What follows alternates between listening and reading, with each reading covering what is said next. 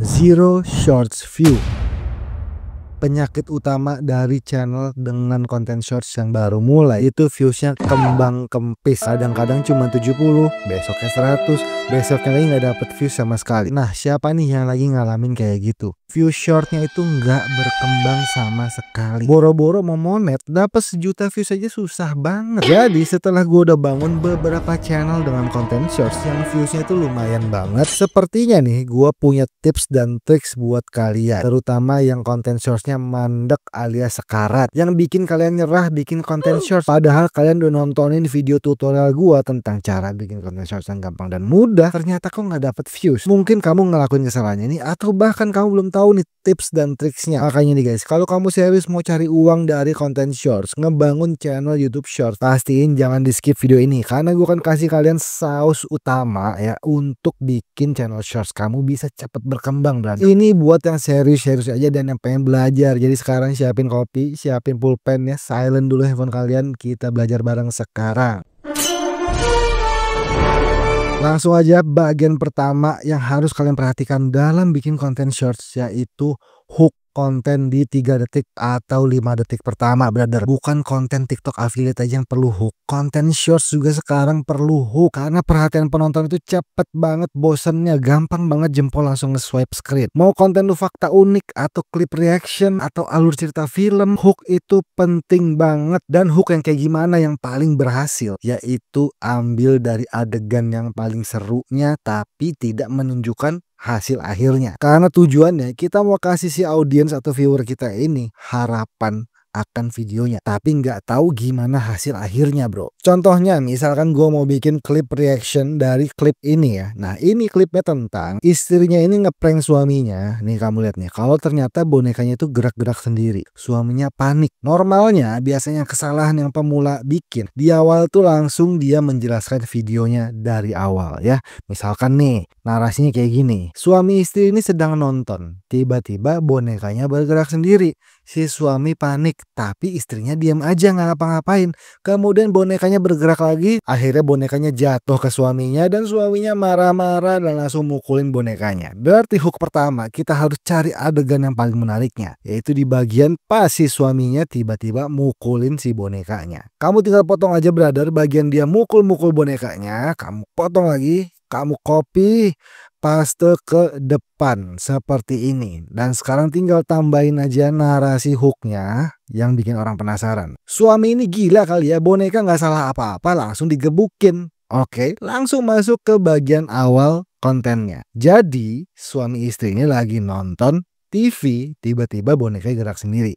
Jadi dari awal kita udah kasih elemen hook yang bikin penasaran, yaitu suami mukulin boneka, yaitu adegan peaknya, tapi kita nggak kasih tahu sebabnya kenapa dan hasil akhirnya gimana. Jadi ingat, hook 3 detik sampai 5 detik pertama. Mau konten apapun, fakta unik bisa, alur cerita film bisa, klip reaction kayak tadi bisa. Langsung praktek, jangan ditunda. Bagian kedua tentunya thumbnail. Kamu tahu kan kalau short itu sekarang masih belum bisa kasih thumbnail custom. Kamu harus memilih gambar dari adegan yang ada di videonya, dan itu hanya bisa dilakukan saat kamu upload dari handphone aja. Jadi untuk menyiasatinya, kita harus bikin gambar thumbnailnya di dalam video kita, bro, supaya kita bisa pilih nanti gambar thumbnailnya saat kita upload video. Kamu tinggal pilih aja adegan yang paling seru yang kira-kira bisa jadi thumbnail ya. Di sini gue pilih pas saat dia lagi mau mukul kayak gitu, bro ya. Oke, setelah itu kamu bisa screen capture ya. Kalau di CapCut ini ada fitur di titik 3 ini, kamu pencet aja export still frames. Nah, kamu tinggal export aja, otomatis akan masuk ke dalam media. Kamu tinggal masukin aja gambar thumbnail kamu ini, entah ke bagian awal atau ke bagian paling akhir video kamu. Kalau gue biasanya sih bagian paling awal ya. Nah, kemudian di sini guys, gue akan zoom ya. Kamu perhatiin, ini penting banget. Jangan terlalu panjang thumbnailnya. Cukup di frame pertama aja tuh kayak gini. Tujuannya apa? Supaya pas saat videonya diputar itu nggak kelihatan thumbnailnya, bro. Setelah itu kamu tinggal tambahin teks. Nah, enaknya di CapCut ini teksnya itu bisa kamu modifikasi lagi ya. Kamu ke tab teks aja, kita masukin teks ya di sini, guys. Oke, kemudian di sini kita akan kasih judul thumbnailnya. Misalkan apa salah boneka ini. Kemudian gua akan coba modif lagi ya. Kita akan coba ganti fontnya, kita akan kasih efeknya, Kemudian kita akan besarkan. Oke, ini contoh aja. Kita taruh di sini, Bro. Nah, ini udah bisa jadi thumbnail untuk konten shorts kamu. Dan tentunya thumbnailnya ini juga harus bikin orang penasaran supaya ngeklik. Dibarengi dengan judul yang juga bikin penasaran, brother. Nanti kamu bisa geser pelan-pelan tuh ya. Nanti kamu bisa lihat tuh thumbnail untuk konten shorts kamu. Kamu tinggal pilih aja adegan paling awal atau paling akhir sesuai dengan gambar thumbnail yang kamu setting di sini, brother. Kenapa thumbnail itu penting? Kamu lihat guys, kalau kita buka halaman home YouTube, kamu nge-scroll ke bawah nih ada tab shorts. Ini adalah thumbnail dari konten shortsnya. Bayangin kalau thumbnail kamu itu timbul di sini terus nggak menarik, adegannya itu random. Kalau thumbnail kita menarik disertai ada teks yang besar juga, nah kamu bayangin nih bisa bersaing dengan thumbnail shorts lainnya. Yang artinya bakal lebih banyak diklik orang yang bisa mengirimkan sinyal ke YouTube nih kalau konten shorts kamu itu menarik, bro. Selanjutnya kita akan bahas hal-hal teknis dan ini kesalahan yang paling sering banget gue temuin di konten shorts pemula, yaitu aspek rasio. Aspek rasio video short itu adalah 9:16. Jadi saat kamu mulai ngedit nih, pastiin kamu tentukan dulu aspek rasionya. Contohnya gue akan coba masukin video ini ya. Nah, kamu masuk, kamu lihat nih guys. Ini aspek rasionya 1:1. Bahkan kalau video panjang itu 16:9. Jadi akan menyisakan ada blank hitam nih di atas dan di bawah. Itu bahaya banget karena YouTube akan ngebaca video kamu itu bukan format shorts, bro. Gue akan kasih tahu 3 tipsnya gimana caranya untuk mengatasi ini.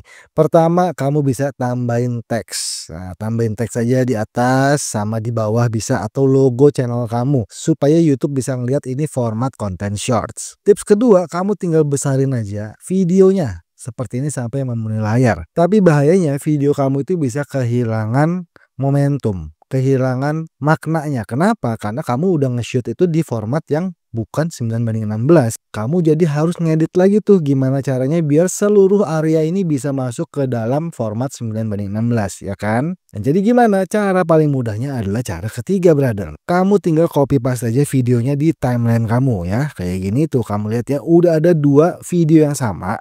Kemudian di bawah, bagian bawahnya ini guys, kamu besarkan, brother. Tuh, sampai memenuhi layar semua. Nah, selanjutnya kamu tinggal tambahin efek blur aja. Nah, kayak gini ya. Sekarang kamu udah lihat ya, layarnya udah penuh, videonya juga penuh, nggak kepotong dan juga lebih menarik. Kenapa? Karena adegannya itu sama, ambience-nya sama, tidak mengganggu mata yang nonton, brother. Dan ini adalah cara yang paling sering digunakan oleh para kreator shorts untuk bisa memanipulasi aspek rasio. Kesalahan teknis selanjutnya adalah kebanyakan ngasih teks di judul. Saat kamu upload video itu cukup kasih teks itu maksimal 3 aja, jangan lebih.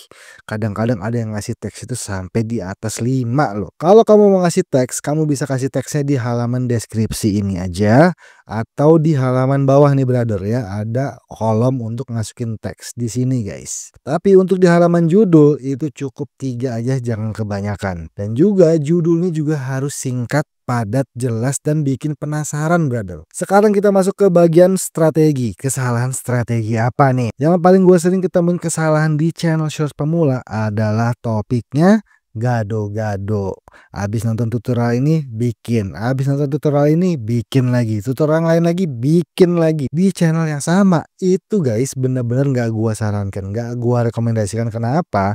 Karena viewer kamu bakal bingung. Konten fakta unik yang pertama udah mulai naik viewsnya, besoknya kamu upload konten sepak bola, besok lagi konten resep masakan. Yang suka konten fakta unik pertama belum tentu suka sepak bola, belum tentu suka resep makanan. Sama juga nih, yang nonton konten bola kamu belum tentu suka konten fakta unik atau resep makanan. Yang nonton konten resep makanan dikasih konten bola, nanti bikin bakso bola. Bahaya, bro, jangan dicampur-campur, fokus aja di satu niche. Kalau memang kamu mau campur-campur, mendingan bikin channel lebih dari satu. Kesalahan selanjutnya, jangan pernah sekali-sekali, inget ya, jangan pernah sekali-sekali hapus video shorts kamu. Mau viewsnya 0, 100 kayak 70 kayak, jangan dihapus, bro. Ini akan ngirimin sinyal yang jelek banget kepada YouTube kalau channel kamu itu nggak stabil. Ketahuan nih yang punya ini labil banget, habis diupload sepi, hapus. bagus. Biarin aja videonya buat kenangan kamu saat kamu udah sukses nanti, ya kan. Nih video gua dulu nih yang jelek banget nih, dulu gua bikin pertama kali kayak gini nih. Kesalahan selanjutnya ini sebenarnya nggak penting banget tapi wajib kamu tahu. Jangan minta temen, keluarga, atau siapapun itu untuk nonton konten kamu. Biarin konten kamu dapat viewer alaminya yang suka sama topik kontennya. Kamu suruh keluarga kamu, saudara kamu, bahkan satu RT untuk nonton video kamu, besoknya belum tentu mereka nonton lagi, bro. Makanya kenapa banyak banget edukator kayak gua juga nggak mau nge-spill channel YouTube gue, karena itu tadi. Nanti kalian cuma nonton sekali doang, besoknya gua upload kalian nggak nonton lagi. Itu bakal ngerusak algoritma channel gua. Dianggap video gua nggak menarik, bro. Kok hari ini dia nonton, besoknya pas diupload kok dia nggak nonton lagi. Dan itu bukan hanya satu orang, ada banyak yang akhirnya ngirim sinyal ke YouTube nih, wah kontennya nggak bagus, nggak relevan sama audiensnya. Jadi sekali lagi ingat, jangan sharing channel kamu ke teman-teman, keluarga, atau siapapun itu untuk ditonton. Biarkan channel kamu menemukan audiensnya secara alami, bro. Sekarang gimana kalau channel udah keburu mati atau yang kita bilang kena shadow ban ya, 0 views terus pas upload? Ini banyak banget ditemuin di sahabat subscriber gua yang viewsnya itu 0 melulu, padahal udah konsisten upload masih 0 aja, topiknya sama masih 0 aja. Ini yang biasa gua lakuin, tapi gua nggak tahu ini bener atau enggak ya, cuman gua sendiri yang melakukan dan kadang-kadang berhasil sih. Pertama, brother, berhenti dulu upload ya, kasih jeda 2 hari, 3 hari, atau sampai paling lama seminggu berhenti upload dulu. Supaya apa? Supaya algoritmanya itu reset atau kembali ke setelan pabrik. Setelah itu baru mulai upload. Jangan brutal dulu, 1 video short per hari aja dulu, atau 1 video short per 2 hari. Lanjutin pola ini selama seminggu, nanti mulai tuh viewsnya udah mulai naik lagi, udah bisa menjangkau audiens baru lagi nih. Tapi kalau nggak ada perubahan sama sekali, udah bro, bikin channel baru aja, jangan buang-buang waktu. Nggak usah ngerasa sedih ninggalin channel yang lama kalau memang udah tidak bekerja. Kamu tinggal bikin channel baru aja untuk bisa masuk lagi ke algoritma YouTube sebagai channel yang fresh dan juga bisa menemukan audiensnya secara alami, bro. Jadi ingat, 0 views itu bukan nggak ada solusi, solusinya banyak banget. Tinggal kamu terapin aja tips dan triks dari gua tadi. Disclaimer, ini berdasarkan pengalaman pribadi gue sebagai praktisi ya, gue nggak tahu bener atau enggaknya, tapi setelah gue melakukan tips dan triks tadi, channel shorts gue bisa cepat berkembang. Setelah channel kamu berkembang,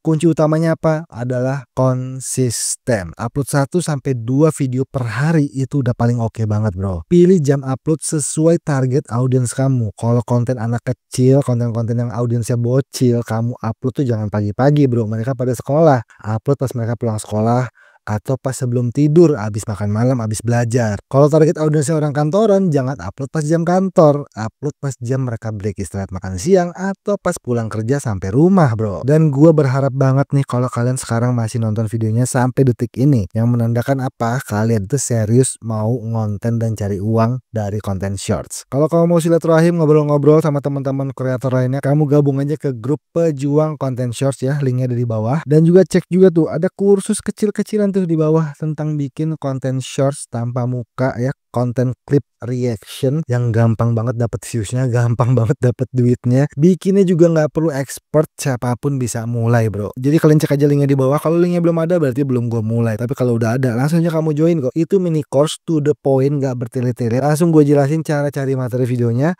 bikin naskahnya, bikin voice overnya, cara ngeditnya, trik-triknya gimana, dan kita akan target bikin 2 channel sekaligus, bahasa Indonesia dan bahasa Inggris. Gimana menurut kalian? Kalau banyak yang mau dan tertarik, tentunya pasti akan gue bikinin, dan harganya pasti nggak mahal kok, terjangkau banget ya. Gue Azhar Muda, kita ketemu lagi di konten-konten selanjutnya. Assalamualaikum, bye.